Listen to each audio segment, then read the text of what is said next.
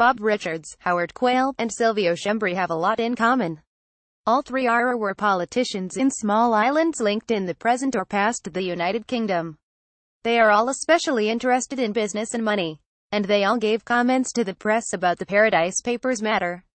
Bob Richards was until recently the Finance Minister of Bermuda, a British overseas territory with something of a reputation for creative banking practices. Richards told BBC News that there was nothing secretive about banking in Bermuda, it was transparent to people that count, who did not include nosy journalists. Besides, it was not up to Bermuda to collect other countries' taxes. Quayle is the Chief Minister of the Isle of Man, a crown dependency that might be called a kingdom of offshore heaven. There was absolutely nothing amiss about the Isle of Man's financial regime, he told BBC Panorama. Rather, the island was a responsible jurisdiction which complied with international regulations on tax transparency. Any claims to the contrary would be investigated, and would lead to action if proven. Schembri is the Parliamentary Secretary for Financial Services, Digital Economy, and Innovation. Certainly he was very innovative in his comment to journalists the other day. The attacks on Malta's financial sector were nothing but the result of the bitterness and envy of countries whose ultimate aim was to poach our business, he said. It was important to distinguish tax evasion from competitive tax, and it was the latter that Malta cultivated. Besides, other countries had nothing on us as far as morality was concerned. Their faults include the arms industry, which led to war and the killing of people. Financial services do not a war make, Schembri added. Let's leave aside the obvious, if nebulous, links between finance and war, and the arms industry and offshore tax avoidance. We're left with many reasons why the Paradise Papers revelations deserve to be taken seriously and acted on. First, the kind of barefaced lying they spawn is cynical in the extreme and an insult to citizens. Invariably, a language of transparency, due diligence, red flags, and know your customer is wheeled out that flies in the face of black-on-white evidence that tells a quite different story.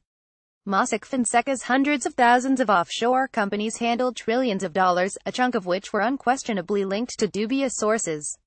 No matter, because the firm's website is a waltz on the moral high ground of responsible financial services.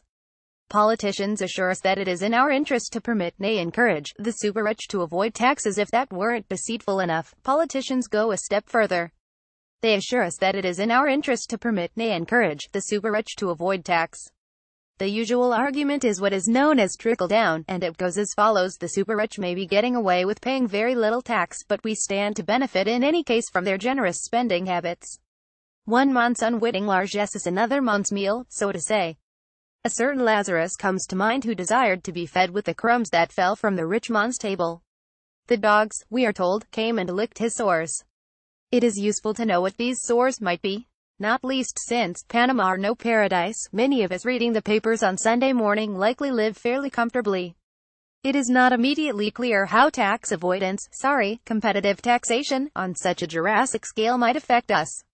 Some idea is given in a splendid piece by political scientist Edward N. Lutwak. Writing in the Times Literary Supplement in the wake of the Panama Papers last year, Lutwak asks a fundamental question: why has income distribution in the more developed economies become increasingly unequal pari passu with the advance of globalization? In other words, why is it that rich countries with enormous fiscal capacities are home to the kind of economic desperation that gave us, among other things, Donald Trump? Lutwak's convincing answer is that systemic tax avoidance has a lot to do with it. When the less affluent must pay their payroll taxes and income taxes in, while the more affluent with offshore companies do not pay, the total effect of the taxation system is regressive.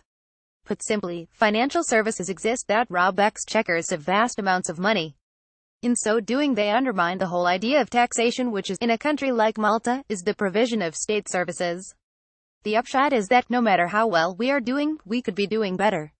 The consequences of this missed appointment are especially wounding to low-income groups. There are people in Malta who hold a job but struggle to make a living. Thus, Lutwak's answer to his own question, and thus also the outrageous incoherence of a Labour politician who sings the praises of competitive taxation. There's more. Richards, Quayle, and Schembri are examples of a nationalism of sorts that ends up defeating any hope of economic morality. Schembri, for one, is happy to absolve Malta of any wrongdoing, just because larger countries, who in any case are envious and bitter, do worse: they sell weapons and wage wars. This kind of misplaced nationalism is not limited to taxation. It subverts collective environmental responsibility, among other things, and is a textbook case of when small is certainly not beautiful. Competitive taxation, indeed. No linguistic nationalism there. Schembri shares a dictionary of euphemisms with his counterparts around the world via email protected.